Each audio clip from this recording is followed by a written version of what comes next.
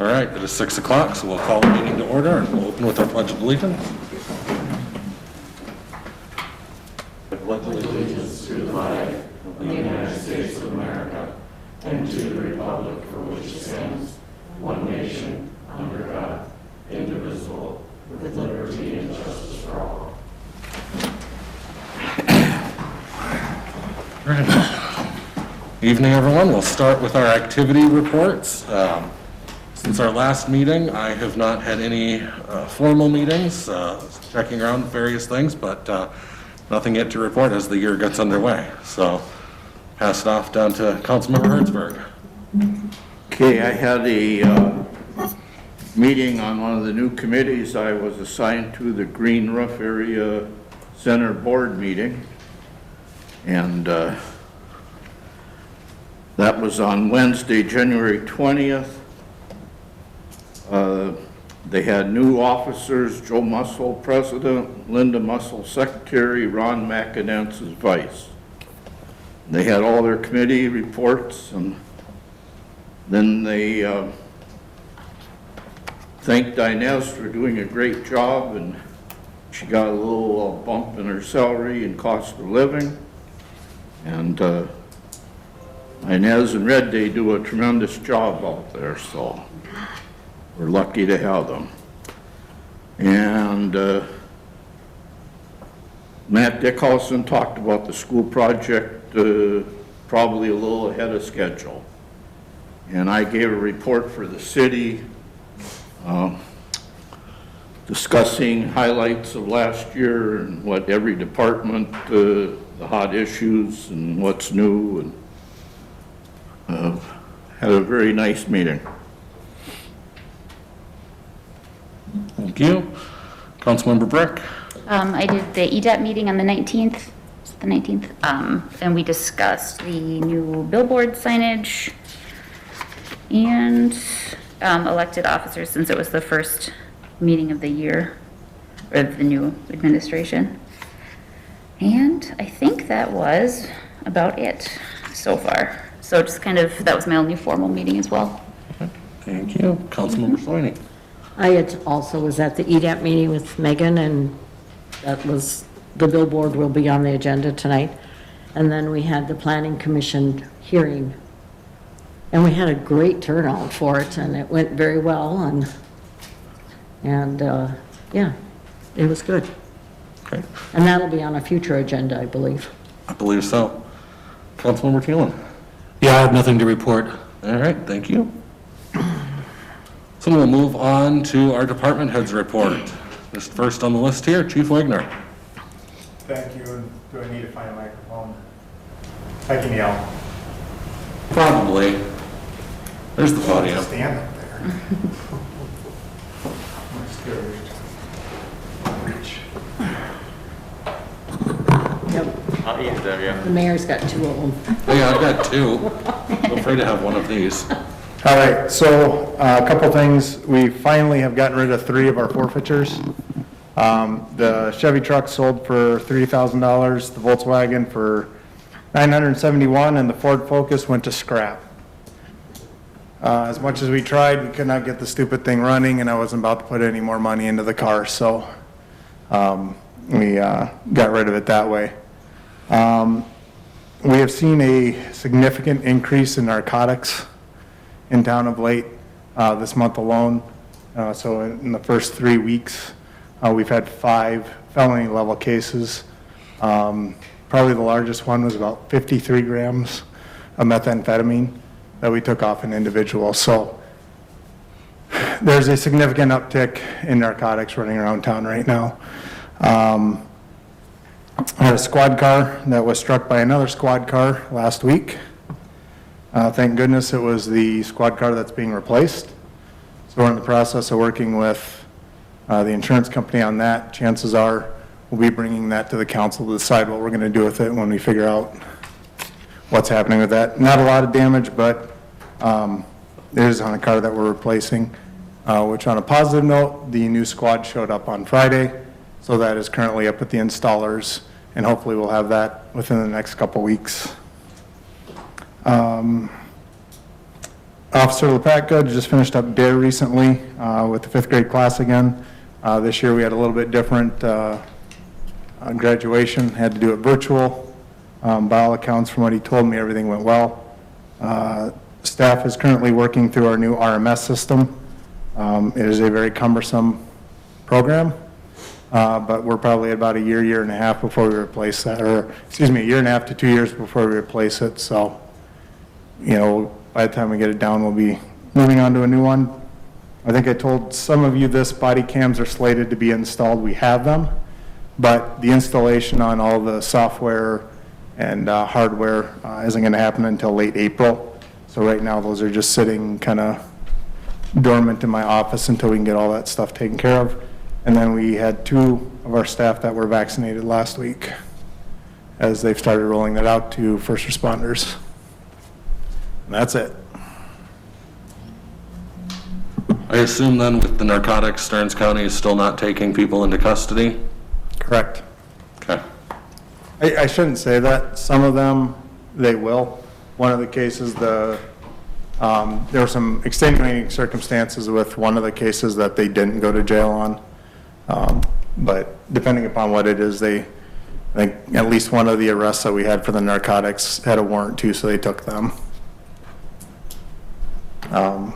But we are seeing a lot of traffic coming in and out of certain areas of town that seem to be leading to a lot of this uptick. And with that, I should mention, we have also seen a significant increase in DWIs over the last month and a half, and a vast majority of those I'm seeing are narcotics related. Thank you, Chief. Any questions for the Chief? All right, thank you. Mr. Morgan. Okay, thank you. First of all, I'd like to remind residents, please clean your sidewalks. We have got a few complaints, and when we do get them, we do send out letters and follow up on them. Secondly, last Friday, we did have a water leak. We did get it repaired. However, we will have to go back in next summer and do a little further extension of that line. The VOC repiping project down at the water treatment plant is complete and is set to go back online Wednesday and Thursday. Park reservations, remind residents you can get reservations for 2021, 22, and 23. We're taking them. Also in the park area, the skating rink, the outdoor rink up at the Township Hall is open, and it has been being used quite heavily. And then lastly, if you look in your packet under the informational, we do have the Safe Routes to School grant, which was approved. So that will be ongoing over the next probably 18 months of planning. Thank you. Thank you. Mr. Alrafai. Yeah, I was working remotely last week, so I didn't have any external meetings, but I did participate with Jean and Megan in the planning and the EDAP meetings. Things are going well here at City Hall then during your absence? Yes. Perfect. Any questions for Tarek or for Ron, or anyone? Neil has one. Ron, had a resident ask me about water freeze-ups for leaving the water running, and I told him to contact you, but is that starting to be an issue, or? At this point, it has not been an issue. We will follow it over the next several weeks. It's obviously totally weather dependent, but if anybody is concerned, yes, please give me a call. Thank you. All right, thank you, gentlemen. With that, we'll move on to our consent agenda, which includes the minutes. We have an updated vouchers totaling $240,455.11, along with some firefighter trainings. Is there a motion to approve? Motion to approve. Okay. Second. So we have a motion to approve by Councilmember Hertzberg, seconded by Soini. Any discussion on that? All in favor, aye? Aye. Aye. Any opposed? That carries. All right. On to new business. Mr. Schmidt is here to talk to us about the backdraft bash.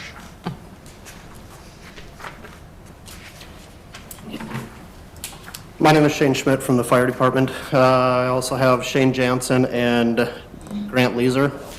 These two are the newest members of our committee for the Backdraft Bash. Over the last several years, we've joined with the Painesville Chamber of Commerce to put on the Backdraft Bash event. It's a fundraiser that we do for both entities. It's a 70-30 split for our profits, and then if we do have any losses, it's a 50-50 split. But one thing that we've noticed in the past over the event is the weather. We fight with the weather quite a bit. So one of the resolutions we had was to relocate our location to the Painesville Civic Arena, because they do have an outside ice rink and they also have an inside ice rink. So if the weather is bad, then we could move the event into that facility versus having to rent a tent like we had to do 2 years ago. That cost us $1,600 extra. So basically what we're asking is, because the Painesville Fire Department is a city organization or entity, we're asking to have that event in the township outside of our city limits.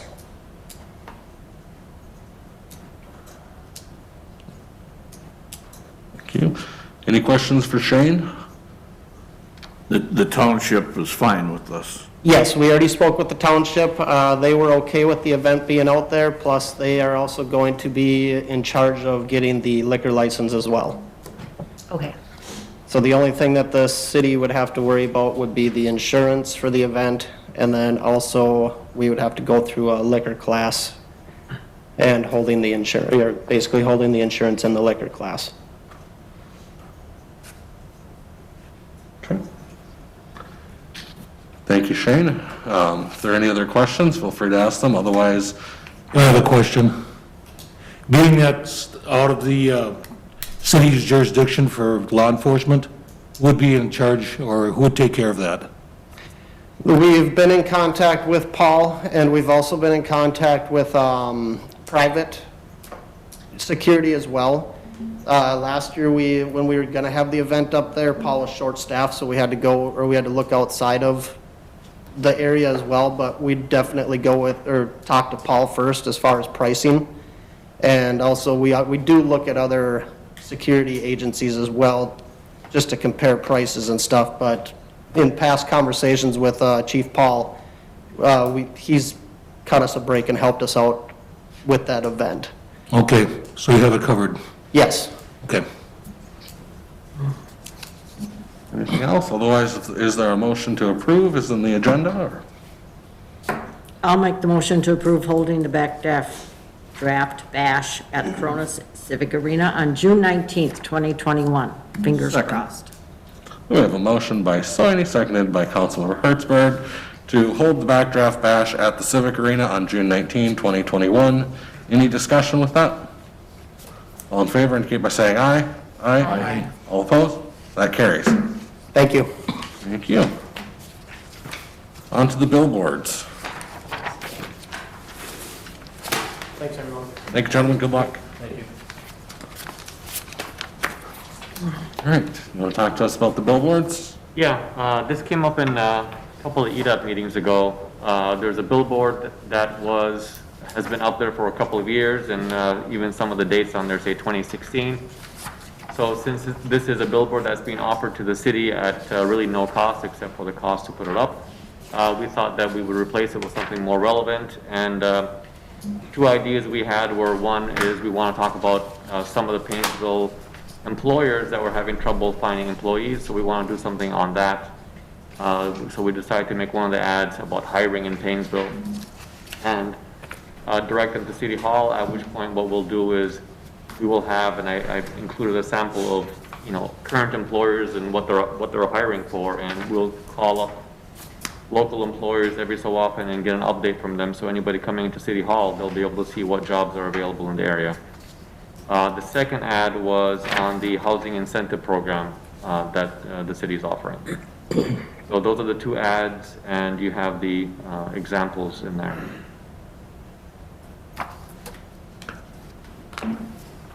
And the current sign is a side-by-side, so I assume these two designs in here They'll will be the side by side, and that's why you see there's only one logo, because when you look at both next to each other, you'll see the logo as the website as well on the other side.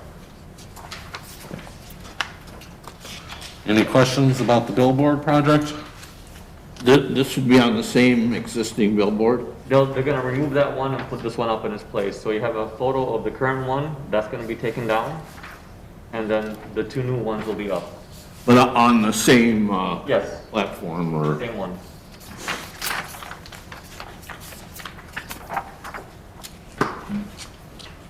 And EDAP should have the funds for this, right? Oh, yeah. They have plenty. Yeah. Not an issue. They have, what, 390,000? Yeah, something like that.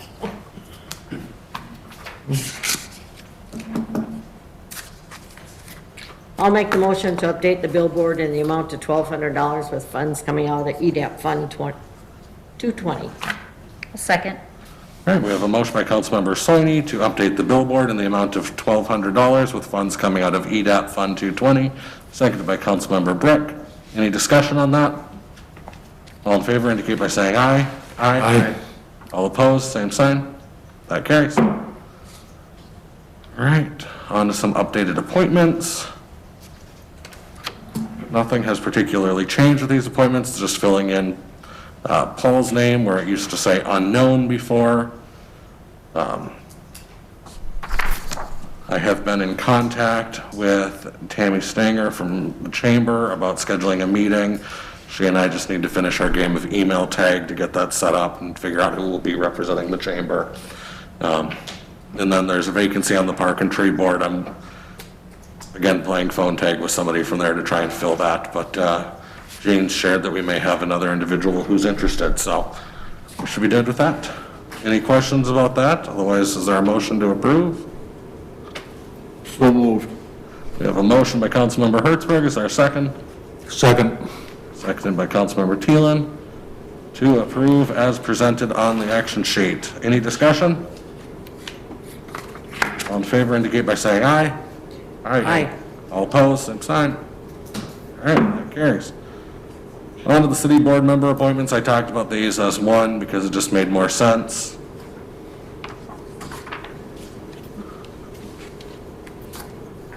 Motion to approve the amended 2021 city board member appointments. Motion by Councilmember Soini. Is there a second? A second. Second by Councilmember Brick to approve. Any discussion? On the EDAP board, Yes. we have Chris Stanley, it says city representative. Is that because he was appointed or because he lives in the township? Yeah, it's the person at large from the city. Okay. It also still says you instead of me, Sean, on that one. I think I'd like to have it say maybe at large or something, you know. Because I read this and I thought, wait a minute, he don't live in the He city. he lives in this township. Right. Okay. I think we should be able to, if it makes a difference, just say city representative at large or something. Would that be possible, Jennifer? Well, you have a city representative, so the city is voting for somebody to be on that board representing the city. You don't have an at-large member on that board. Right.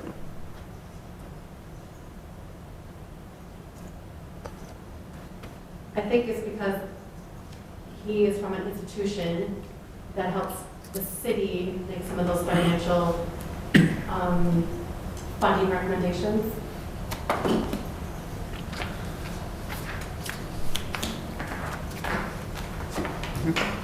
This is true. Was he living in the city when he was first appointed? I doubt it. That I don't know, he hasn't lived in the city Yeah. for a number of years, Didn't think so. but he used to. It's not a big deal, I just, when I read it, I thought, wait a minute, you don't live in the city, but and then reading the EDAP minutes, I figured it out, but I just, All right, so then with that, we did have the motion to approve. Any further discussion? All in favor indicate by saying aye. Aye. All opposed? That carries. Jesus. All right, on to the 2020 Seal Coat project. Yes, the 2020 Seal Coat project was completed last summer, through the various streets throughout the community were seal coated. That project has been completed. The contractor has submitted all of his final paperwork, so in your packet tonight is the final pay request for the project. Overall, the project's coming in about 13,000 below the original bid amount, so that's a positive. So in your package is pay request 2 in the amount of $13,168.47. Any questions for Chuck regarding that? All right, otherwise, do we have a motion to approve the payment? I'll make the motion to approve payment estimate number 2, the final, payable to Aztec Corporation in the amount of $13,168.47. I'll second. Okay. We have a motion by Hertzberg, seconded by Brick, to approve payment estimate number 2 to Aztec Corp. in the amount of $13,168.47. Any discussion on that? All in favor indicate by saying aye. Aye. Aye. Any opposed, same sign. That carries. All right. On to the Lewis Industries expansion. Mr. Lewis, Mr. Alrafai, I'll pass that off to the two of you. All right, well, Either way, it doesn't matter. I can probably talk long enough anyways, but. I'll give you guys some background in the meantime. For those of you not familiar with Lewis Industries, it's been established in Painesville since 1940. As of December 31st, 2020, they employed 67 people. It is a steel manufacturer. They do stamping, welding, and more recently, precision laser cutting. Last December, Neil, Sean, and I went to tour the facility and talk to them about their expansion plans. And we got to see the facility, what they're doing, the type of machinery and equipment they use, and learn about how their business works. Today we have Lance Lewis here to talk about the DEED Job Creation Fund program they're applying for, which the city, one of the requirements is that the city support this in the form of a resolution. I will pass it on to Lance to give us a bit more information on that. And I don't know why this is not showing up here. So, yeah, we put together, I guess I gave Tariq 2 slideshows, one about six slides for tonight. The second one I gave Tariq was to hand out, and that's just a general slideshow we would give to customers or prospective customers. I'm not going to go over that tonight, but if you do want a copy of that, Tariq does have it. Technology is great when it works. Yeah. It really is. Well, I can add.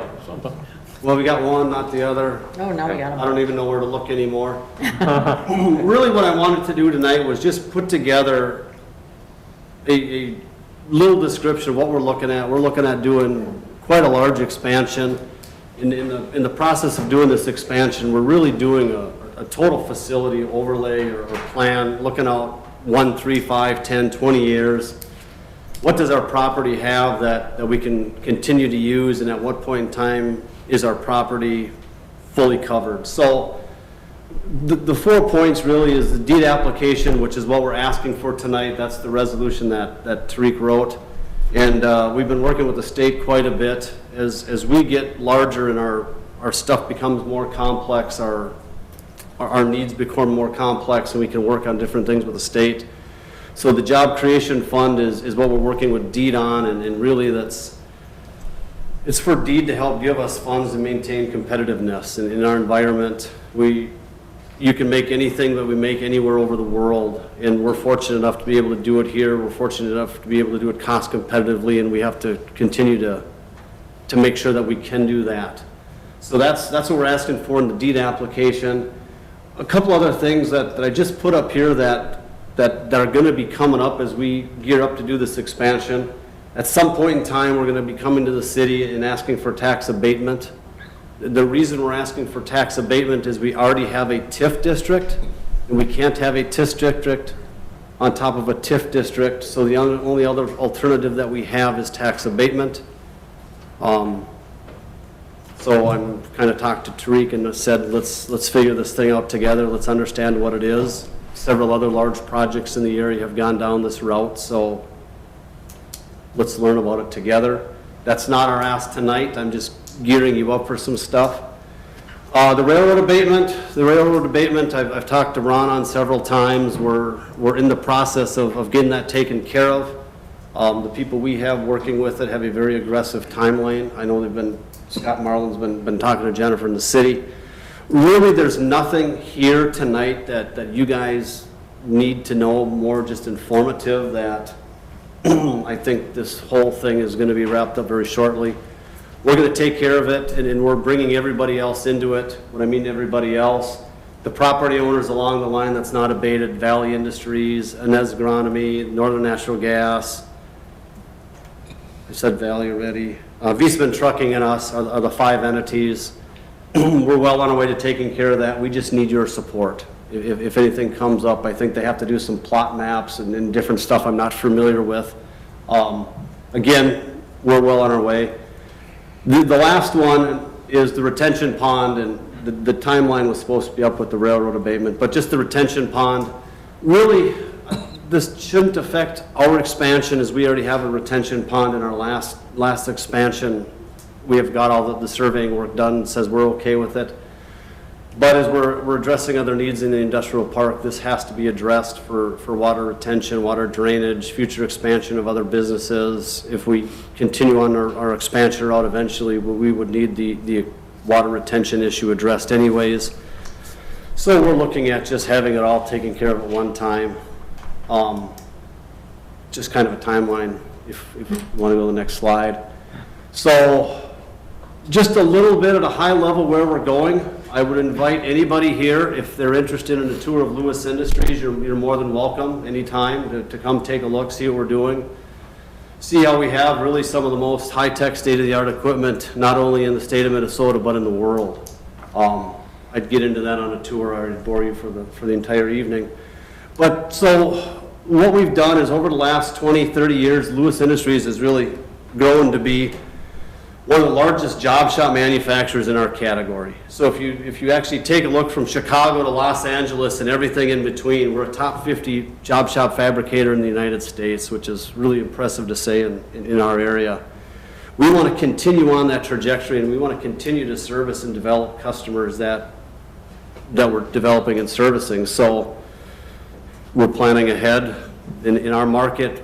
Once you get rid of an opportunity with the customer, the chance of them coming back can take weeks, months, years, and decades to achieve. That kind of covers number 2. We serve some of the largest OEM manufacturers in the region. OEM is original equipment manufacturers. We service brand names like Cummins and Bobcat. If you remember the city playground last year, we do a lot of work with playground manufacturers, home heating companies. I can list tons and tons of different companies that we service, but again, we're looking at staying relevant, staying high-tech, staying ahead of where the industry is going, and making some investments to maintain cost competitiveness. Continue to reinvest in the most modern high-tech manufacturing equipment in the world. It was kind of fun when Sean and Neil and Tariq came through. We have a new laser punch combo machine, which is number 3 in the world in the production cycle. So it is the latest and greatest. It's pretty neat. They've got probably about 2-3 weeks worth of setup, and it should be running. And just kind of the bottom line, this is, really the largest expansion in our history. When I go back to my days, back in 1999 when we built the original building on our campus today, that was the largest project in our history. And then a couple years later, we added on, that was the largest project in our history, and now once again, we're looking at the new largest project in our history. So if you want to go to the next slide. I missed the last line. Really, so the largest project is property, equipment, and people. I put up a little site map. These are preliminary drawings of our campus, and usually I get a pointer and can point, but for those of you who can read it, all 3 buildings on our campus are kind of dark shaded. You can see our solar panels on the far left. There is a yellow tint in 2 areas on the campus, and there's a green tint.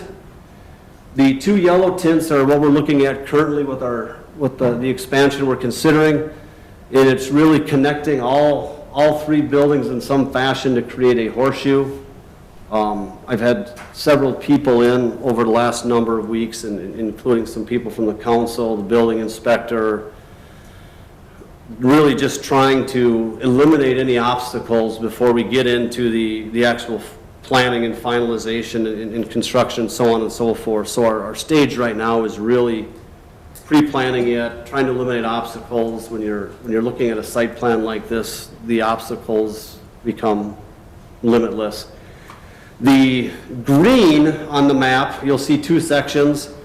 As we're doing our site planning now, that is potential building space for future expansions. So as we're looking out 3, 5, 10, 15 years down the road, one of the things we want to make sure is how much land do we have until we're completely landlocked. And this, our planning right now says that we have 25,000 square feet that we could potentially add this year, an additional 60 to 75,000 square feet that we can continue to add until we're completely landlocked. Just making sure on my notes. If you go to the next slide, this is just really a quick update on the railroad abatement. This is something that has been hanging over for many, many years. The red shading down the center is a railroad line that was abated years ago. It went back to the Ampe Family Trust, and the property owners on the left and the right side are just the people, when we're all done, are gonna get possession of that property to use it. Why it's important for us is we own the yellow and the purple properties on the far left of your screen.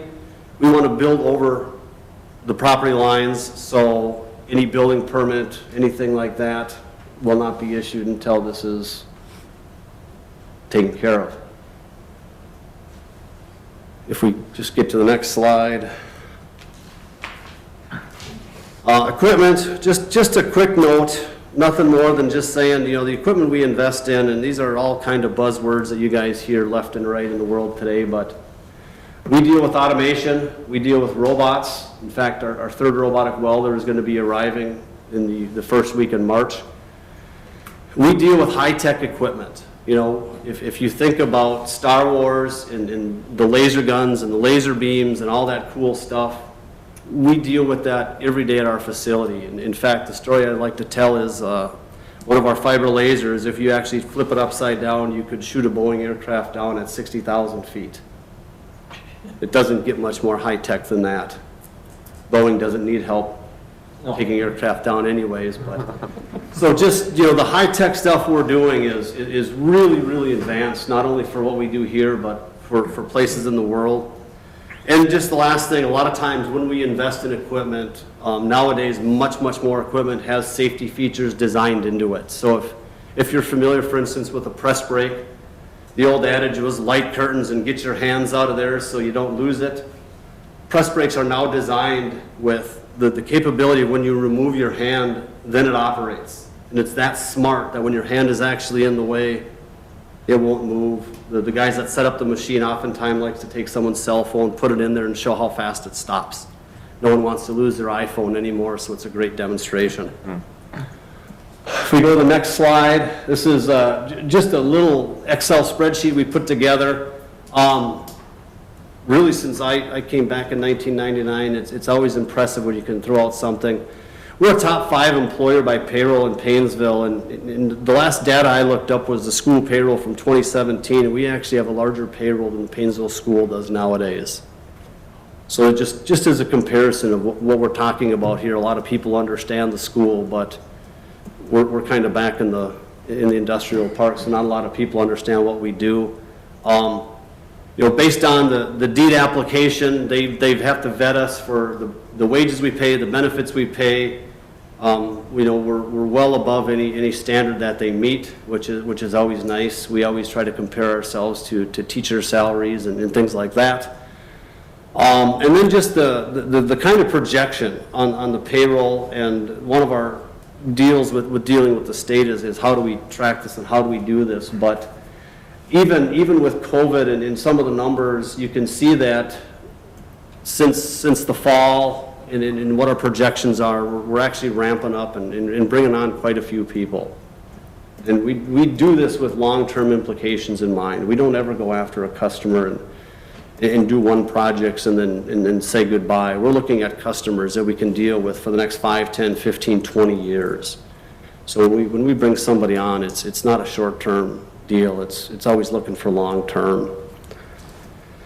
The last slide, really, I put this together, and this is no more just to really show everybody here that hasn't been in our facility that we don't just have a bunch of big burly people running around pushing stuff into machines. You know, yes, we have welders. We actually have certified welders to ASM standards now. But everything else we use, CAD, CAM, simulation, SolidWorks, modeling, robotics, we need to have people that program these things, that, you know, sit by a computer and do that. And then just technical skills, blueprint reading, data analysis. You know, all the big trend in the industry is looking at data. How does it make you better? We've been doing that for many, many years. And then just, you know, social media. Again, so it's yes, we have people making and producing parts and running machines, but it takes so much more and so many more skills than just big people grunting around, moving stuff in the factory. So when we talk high tech and we talk skills of the future, we're almost at a 1-to-2 ratio. So when I came back in '99, I had PC number 3. We have over 100 PCs in our facility nowadays. So you can see the evolution, and we have probably one office person to every 2 plant people. And when I was back in '99 and even years before that, everyone was on the plant floor and we didn't have an office staff. So that's just a real quick rundown, I guess, of number 1, the JCF and the deed thing we're asking for tonight, but then maybe just prepping you guys for things we're looking at doing in the future, and I'd say the future is probably in the very near-term future. Any questions? If you go back to the slide where you were showing the buildings, I mean, how much of the building that you're talking about doing in this next phase is on the same lot as the existing building, your main building in my head? Bill, I don't know how to answer that question. I believe it's probably 50-50. So our plan is we have the property ownership under 2 entities right now. Right. We're actually working to consolidate that under 1 entity as well, and then just keep everything simple for the long-term future. And I didn't include that in the slide just because simply it's a different group and a different ask, but I believe it's probably about 50-50 for this particular edition. I just think it's going to come into play in terms of the ask, when you get to the ask for property, for tax abatement. But we should talk about that sometime, but. Yeah, and that's one of the things that when we started doing our research and then Tariq came in, that's one of the things I said right away, we've got to start figuring this thing out. I have a few questions. Yep. This is in regards to the resolution number 2020-108 on number 2. A few bullet points here I've got some questions on. Wondering if you could elaborate. It says the primary use of the JCF funds would be to offset the burden of relocating business expansion in South Dakota. Yes, so one of the things we have to consider in what we're doing is we've got 3 very large customers with very real long-term projects we're working on that's new business for us. One of the things that we have to make sure we're doing is maintaining cost competitiveness. So our customers, in some case, could go anywhere in the world and produce items. And so our customers oftentimes, you know, request for quote, audit us, do different things. We have to maintain competitive pricing to them. In the case of 2 big projects we're working at, it's interesting as both of these customers are moving business back into the region or into the state. So we have one customer that's closing a facility in Conway, Arkansas, relocating it to Edina, closing the manufacturing of that facility in Edina and dispersing it to us and 3 other fabricators. We're going to be doing the sheet metal fabrication. There's another structural fabricator. And in doing that, some of the analysis we've done is actually looking at, instead of doing this expansion, looking at a facility with another customer out in South Dakota and having them do this work and not doing it in Paynesville. Second customer is looking at taking a facility they have in Omaha, Nebraska, and relocating it to Hutchinson. We're supplying parts and subcomponents for their large assemblies.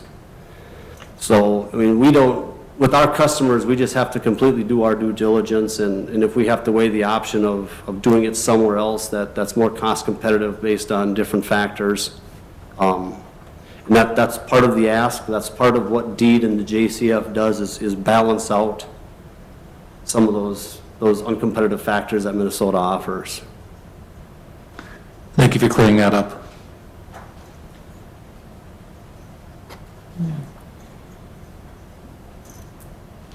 Any other questions for Lance that anyone has?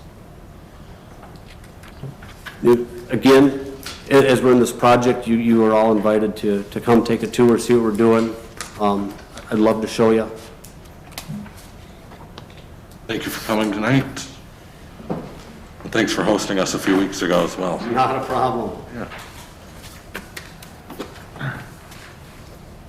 Then, if there is any other discussion on the proposed resolution, or is there a motion to approve the same? I'll make the motion to approve Resolution 2021-08 regarding the support of a job creation fund application in connection with Lewis Industries Incorporated. I'll second. We have a motion by Councilmember Soini, seconded by Councilmember Thielen, to approve Resolution 2021-08 regarding the support of a job creation fund application in connection with Lewis Industries. Any discussion? I guess I would just add to clarify that we're not talking about doing the tax abatement or anything at this time. This really is not costing the city anything. We're just helping Lewis Industries get some kickbacks from DEED so that they can better afford to hire some new folks. Anything else? All right, all those in favor of the resolution indicate by saying aye. Aye. Aye. All opposed? None, that carries. All right. Thank Say, you. Lance, I'd like to tour your facility over here. Oh! Tariq has my contact. Yep, Okay.